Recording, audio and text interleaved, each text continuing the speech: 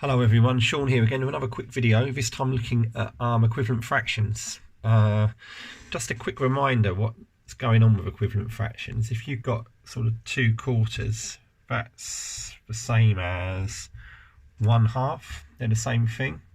Now as long as you remember to either multiply or divide the top, do the same to the top as you do to the bottom, you end up with an equivalent fraction.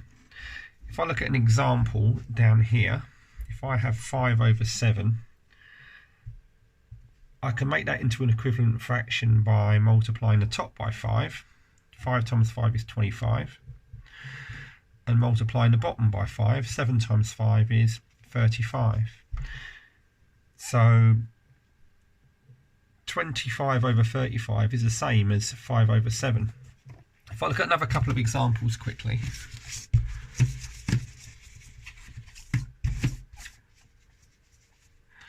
Here we go.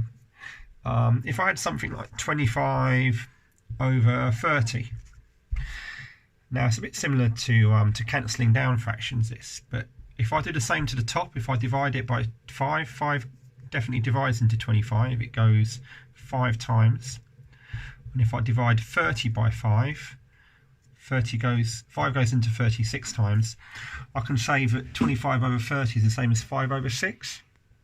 So they're equivalent fractions. 25/30 and 5/6 are both equivalent. How that might look in an exam, if I just do a little question at the bottom here, if I had 3/4 and I might have something 15/something, well I don't know what that something is, I've got to think about what have I times the top number by to get to 15?